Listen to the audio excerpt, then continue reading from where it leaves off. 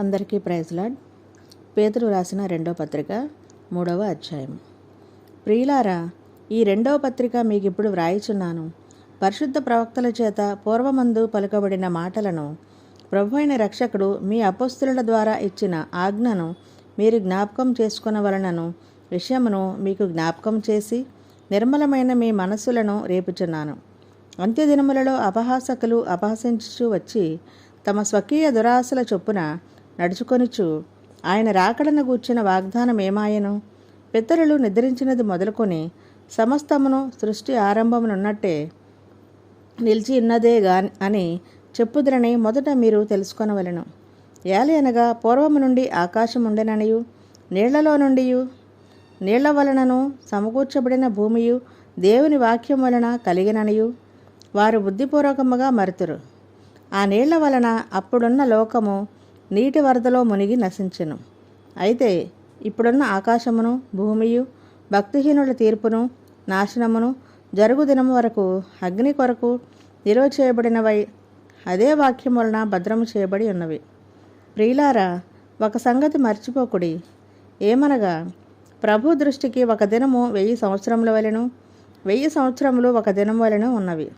కొందరు ఆలస్యమని ఎంచుకున్నట్లు ప్రభు తన వాగ్దానమును గూర్చి ఆలస్యం చేయవాడు కాడు గాని ఎవడనూ నశింపోలనని ఇచ్చేంపక అందరూ మారు మనసు పొందోలనని కోరుచు మీ ఎడల దీర్ఘశాంతము గలవాడై ఉన్నాడు.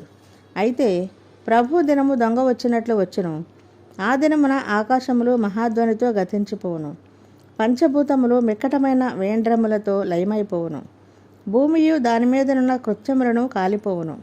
ఇవన్నీ ఇట్లు లయమైపోవునవి గనుక ఆకాశములు రవులుకొని లయమైపోవునట్టు పంచభూతములు మహామండ్రంతో కరిగిపోవునట్టు దేవుని దినపు రాకడ కొరకు కనిపెట్టుచు దానిని ఆశతో అపేక్షించుచు మీరు పరిశుద్ధమైన ప్రవర్తనతోనూ భక్తితోనూ ఎంతో జాగ్రత్త గలవారై ఉండవలెను.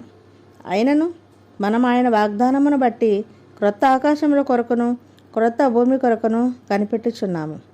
వాటి యందు నీతి నివసించును. ప్రియులారా, వీటి కొరకు మీరు కనిపెట్టువారు గనుక శాంతము గలవారై ఆయన దృష్టికి నిష్కళంకులుగాను నిందారహితులుగాను కనబడినట్లు జాగ్రత్తపడుడి. మరియు మన ప్రభు యొక్క దీర్ఘశాంతము రక్షణార్థమైనదని ఎంచుకొనడి.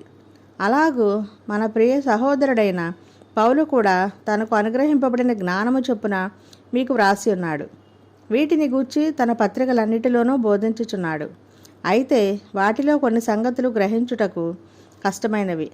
వీటిని విద్యావిహీనులను అస్థిరులైన వారును తక్కిన లేఖనములను అపార్థము చేసినట్లు తమ స్వకీయ నాశనమునకు అపార్థము చేయుదురు. ప్రియులారా, మీరు ఈ సంగతులు ముందుగా తెలుసుకొని ఉన్నారు గనుక మీరు నీతి విరోధుల తప్పు బోధ వలన తొలగింపబడి మీకు కలిగిన స్థిర మనస్సును విడిచి పడిపోకుండా కాచుకొని ఉండుడి.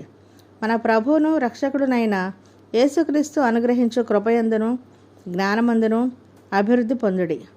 ఆయనకు ఇప్పుడును యుగాంత దినము వరకును మహిమ కలుగునుగాక. దేవునికి స్తోత్రం. దేవుడి పరిశుద్ధ వాక్యమును దీవించునుగాక. ఆమెన్.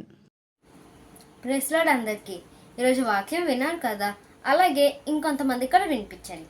మన యూట్యూబ్ ఛానల్ని లైక్ చేయండి, షేర్ చేయండి, సబ్స్క్రైబ్ చేయండి. Thank you.